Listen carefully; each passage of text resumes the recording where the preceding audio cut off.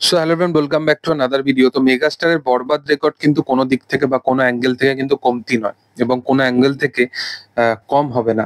এর পিছনে কারণটা কি তোমাদেরকে একটা এক্সাম্পল দিচ্ছি।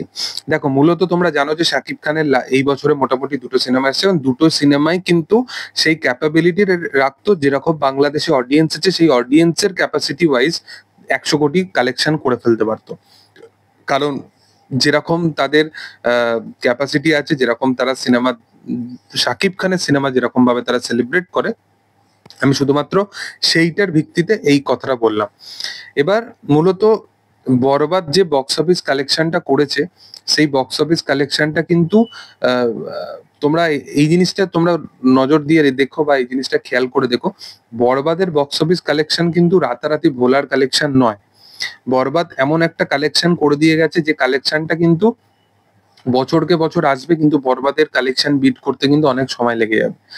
এবং এইটা বিট করার মতো একমাত্র ক্ষমতা যদি এই মুহূর্তে ইন্ডাস্ট্রির কেউ থাকে, সেটা শুধুমাত্র যে এই রেকর্ডটা গড়েছে তারই, মানে মেগাস্টার শাকিব খান নিজেই তার রেকর্ড নিজে বিট করতে পারে। এছাড়া কিন্তু অন্য কোনো চান্সেস কিন্তু এছাড়া কিন্তু দেখা যাচ্ছে না।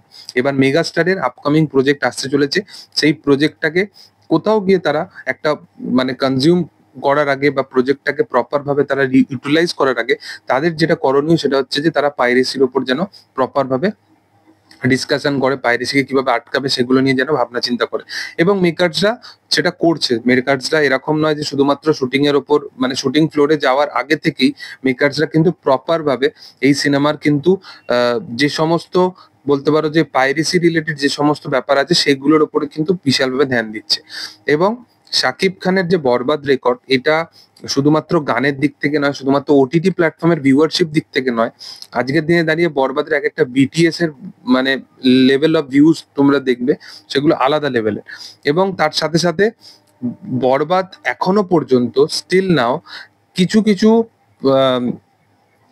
সিঙ্গেল স্ক্রিন আছে যেখানে কিন্তু এখনো পর্যন্ত বরবাদ সিনেমাটা চলছে বাংলাদেশে, এবং সেখানে এখনো পর্যন্ত অডিয়েন্সের মানে এই যে ফেস্টিভ টাইম বা এই যে হলিডে টাইম বা এই যে উইকেন্ডে আসছে, সেই সময় কিন্তু অডিয়েন্সের একটা ভিড় হচ্ছে। তো ভাবো যে মানুষ এবং সিঙ্গেল স্ক্রিন কিভাবে শাকিব খানের উপর ভরসা করে থাকে, এবং ইন্ডাস্ট্রিতে আসা আজ থেকে 7-8 মাসের একটা সিনেমা, সেই সিনেমাটা কিরকম ভাবে ইন্ডাস্ট্রিকে পাল্টে দিতে পারে এবং তার পোটেনশিয়াল কতটা তার সিনেমাগুলো বক্স অফিস কালেকশন করার মতো। তো যাই হোক, দেখার যে সেটা আপকামিং দিনে কি হয়।